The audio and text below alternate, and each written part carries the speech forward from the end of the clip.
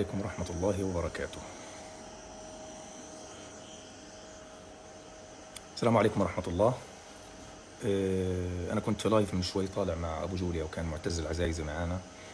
بدي أحاول أجيب الشباب بلايف يطلعوا من عندي. طبعا كلكم عارفين، يعني بدون مقدمات، احنا طالعين نحكي عن العدوان اللي بتعرض له شعبنا الفلسطيني في غزة.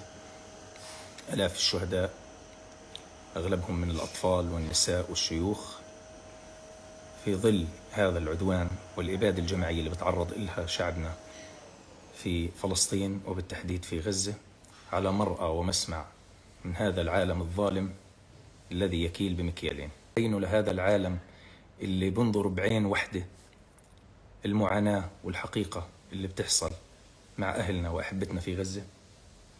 طبعا أنا واحد من الناس، يعني ومثل، أنا مثال بسيط من أبناء الشعب الفلسطيني ومن أبناء غزة، وأنا أهلي وعائلتي كلها موجودة هناك.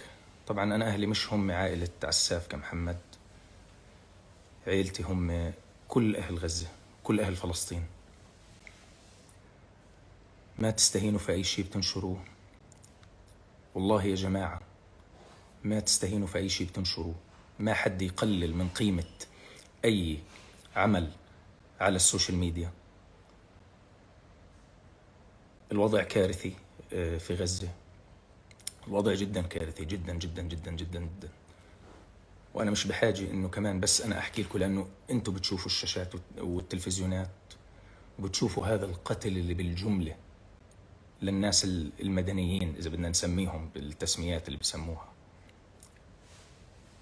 شهدائنا مش أرقام ومش أسماء، شهدائنا بنحطوا على الراس، أهلنا في غزة بنحطوا على العين وعلى الراس. هدول الشعب العظيم اللي صامد من 75 سنة، مش من اليوم، له 17 سنة موجود تحت حصار ظالم. واليوم هذا العدوان اللي له أكثر من 16 يوم تعرضوا له أهلنا هناك. صار لي عدة أيام يا جماعة الخير، يعني لا عارف أفكر ولا عارف، في حالة صعبة يا جماعة. فقدنا أعزاء، أصدقاء وأهل.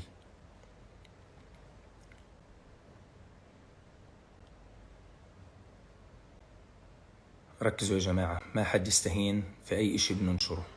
انشروا، وروا العالم جرائم هذا الاحتلال، وخلينا كلنا نتذكر إنه فلسطين ليست ترند. فلسطين قضية يا جماعة الخير.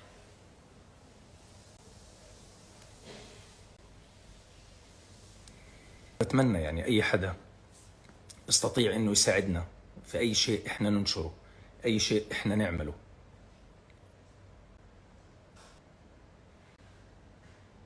طبعا يا جماعة الخير، غزة إلها أكثر من 16 يوم تحت العدوان. لا كهرباء، لا مية. كهرباء ومي ما فيش. إيش في؟ ما في ولا شيء. إحنا 24 ساعة على التلفزيونات، لا عارفين ننام ولا عارفين نعمل أي إشي. وكيف أساسا بده يجي لنا بال لأي واحد فينا، كيف بده يجي لنا بال إنه إحنا نعيش حياتنا طبيعي وأهلنا تحت القصف؟ كان الله في عونكم يا أهلنا ويا شعبنا في غزة، في ظل هذا الصمت المريب اللي إحنا بنشوفه. كثير ناس بيسألوني عن أهلي. أهلي الحمد لله، واللي بصير على الناس بصير عليهم، اللي بصير على أهلنا في غزة بصير عليهم. الله يفرجها عليهم يا رب.